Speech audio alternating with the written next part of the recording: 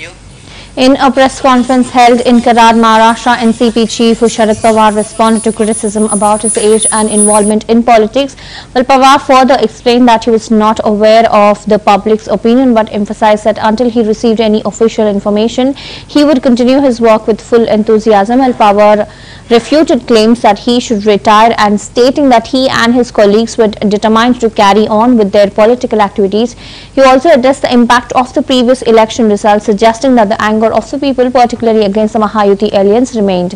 While Pawar also acknowledged that the opposition's propaganda machinery had not been fully effective and stressed the need for further efforts to rebuild trust and address the concerns of the people.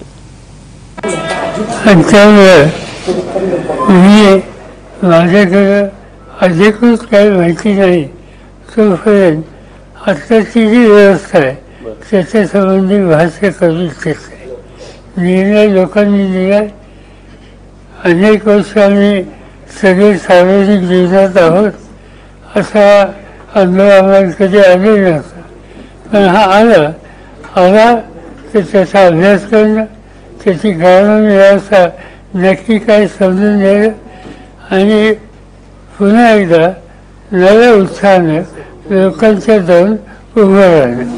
तर तुम्ही पायाची भिंगरी लावून फिरला, संपूर्ण महाराष्ट्र पायाची भिंगरी लावून फिरला. महाराष्ट्रात एवढ्या सभा घेतल्या, वय वर्ष 84 असताना तुमच्या वयावरती टीका केली आणि आता विरोधक अशी टीका करतात की आता पवार साहेबांना निवृत्तीची वेळ आलेली आहे, त्यांनी आता राजकारणात राहू नये म्हणून. मी काय करायला मी आणि माझे सहकारी ठरवते. बरं, प्रश्न तो नाही. लाडक्या बहिणीचा इम्पॅक्ट या निवडणुकीमध्ये दिसतो का? कारण सरकारनं प्रमोटिंग लाडक्या बहिणीचं साहित्य प्रामुख्याने केलं होतं. असं आहे की जी माहिती आम्ही घेतो लोकांच्याकडनं कुठे वाढले असं आत्ताच्या अखेरीवरून दिसते.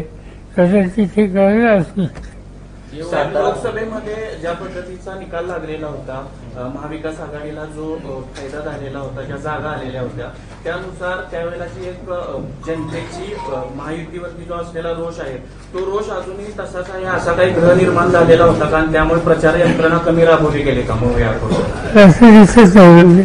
हे रोष खरे की लोकसभेच्या निवडणुकीमध्ये ज्या प्रकारची भूमिका महाराष्ट्राच्या जनतेने घेतली त्याच्यामुळे थोडंसं आम्हा लोकांच्यात एक अधिक विश्वास होता. त्या अधिक विश्वासाच्यामुळे